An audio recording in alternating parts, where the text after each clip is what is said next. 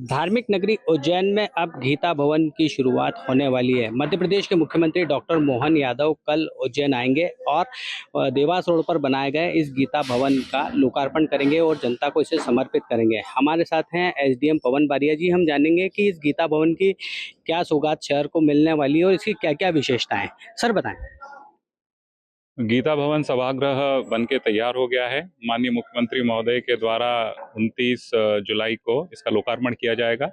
इसकी विशेष उपलब्धि ये रहेगी कि ये लगभग 1200 कैपेसिटी का ये एक ऑडिटोरियम रहेगा, जहां पर आप एक समय में जो है सभी से रूबरू हो सकेंगे, उनसे वार्तालाप कर सकेंगे। और इसमें लगभग जो है 34 करोड़ रुपए की लागत से ये ऑडिटोरियम बना है। यहाँ विभिन्न पार्किंग शेड्स भी है और एक बहुत अच्छा वातानुकूलित यहाँ पर पूरा ये ऑडिटोरियम है, जिसमें एक बड़ी स्क्रीन्स भी है और उसमें आप जो है विभिन्न विभिन्न जो प्रोजेक्ट्स होते हैं उनका भी यहाँ पर आप उसको देख सकते हैं। तो 5 एकड़ के परिसर में ये ऑडिटोरियम बना है। अभी तक उज्जैन में इतना बड़ा ऑडिटोरियम नहीं था। जो ट्रेनिंग सेशंस होते थे वो लगभग एक समय पे 400 लोगों को ही हम उसमें उनको वो देख पाते थे। और अगर हमें कोई बड़ा आयोजन करना होता था तो उसके लिए हम अलग से फिर डोम्स लगाते थे, जो अस्थायी निर्माण होता था।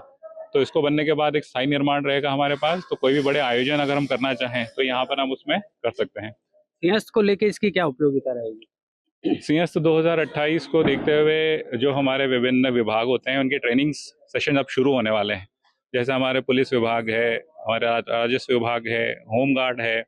तो एक समय पे लगभग 1000 से 1200 लोगों की ट्रेनिंग सेशन हम एक साथ यहाँ पर कर सकते हैं, जिसका हमें उसका लाभ मिलेगा। इसमें गीता भवन इसे नाम दिया गया है, क्या इसमें कोई आध्यात्म से जुड़ने का भी मौका मिलेगा लोगों को, क्या होगा? गीता भवन जैसा कि उज्जैन में श्री कृष्ण की जन्मस्थली है, शांतिपनी आश्रम है, जहाँ उन्होंने शिक्षा प्राप्त की थी। और उज्जैन भी एक धार्मिक नगरी है। तो माननीय मुख्यमंत्री महोदय के निर्देशन में यहाँ पर एक लाइब्रेरी भी बन रही है, जिसमें जो है धार्मिक पर्यटन को लेके जो है एक जो है सारी अभिलेख भी यहाँ पर उपलब्ध रहेगा। तो यहाँ के उज्जैन के लोग यहाँ पर आके उस चीज़ का भी यहाँ पर फायदा ले सकते हैं। तो ये थे हमारे साथ पवन बारिया जी, जिन्होंने बताया कि जो गीता भवन यहाँ पर बनाया जा रहा है उसकी उपयोगिता अब शहर के लोगों के साथ ही सिंहस्थ में जो तैयारियां की जाएगी उसके लिए भी उपयोगी साबित होगा, क्योंकि यह जो यहाँ पर बनाया गया है ऑडिटोरियम, इसमें लगभग 1250 लोगों के बैठने की क्षमता रहेगी। साथ ही इसे वातानुकूलित बनाया गया है और यहाँ पर सभी फैसिलिटी अवेलेबल करवाई गई है। ऑडिटोरियम का निर्माण ये किया जा रहा है, क्या सोच? जी, यह ऑडिटोरियम उज्जैन नगर के लिए एक बहुत बड़ी उपलब्धि के रूप में हमारे सामने है। आज से लगभग 5 वर्ष पूर्व मुझे याद आता है, माननीय मुख्यमंत्री जी तत्कालीन उच्च शिक्षा मंत्री हुआ करते थे। तब उन्होंने यह स्वप्न देखा था, शासकीय माधव विज्ञान महाविद्यालय और सम्राट रुक्मादित्य विश्वविद्यालय दोनों के बीच में एक समझौता हुआ।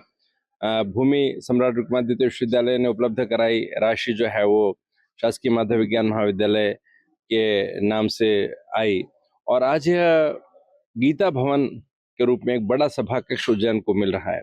मुझे लगता है कि यह केवल शिक्षा के क्षेत्र में नहीं, बल्कि उज्जैन नगर के सभी क्षेत्रों को, सांस्कृतिक उसका आप कहिए, धार्मिक उसका आप कहिए, पर्यटन की दृष्टि से आप कहिए, मुझे लगता है एक बहुत बड़ी सौगात एक बड़े आयोजनों के लिए इसे मिलेगी। और विशेषकर शैक्षणिक जगत में अभी तक हम बहुत बड़े कार्यक्रमों को हाथ में लेने में संकोच करते थे, क्योंकि इतना बड़ा ऑडिटोरियम नहीं था। राष्ट्रीय स्तर की जो सांस्कृतिक प्रतियोगिता होती हैं, अंतर्राष्ट्रीय स्तर की जो प्रतियोगिता होती है सांस्कृतिक, उनका आयोजन करने में एक झिझक होती थी कि हमारे पास में एक राष्ट्रीय सुविधाओं से, राष्ट्रीय स्तर पर जो सुविधा होना चाहिए या अंतर्राष्ट्रीय स्तर का ऑडिटोरियम नहीं था, तो हम लोग झिझकते थे ऐसे कार्यक्रमों को लेने में।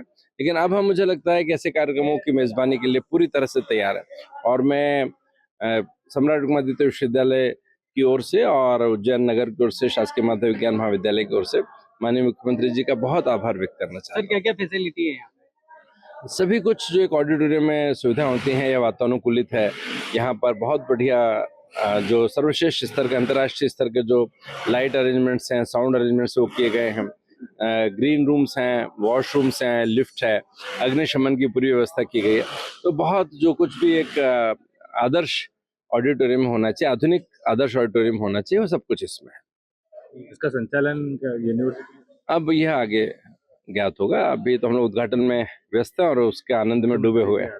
माननीय मुख्यमंत्री जी कल आएंगे और वे सौंपेंगे इस नगर की, सौगात नगर के लिए। आपके राज्य की खबरें, आपके शहर की खबरें सबसे पहले जानने के लिए देखते रहें अमर उजाला। चैनल को सब्सक्राइब जरूर कर लें और पाएं हर अपडेट।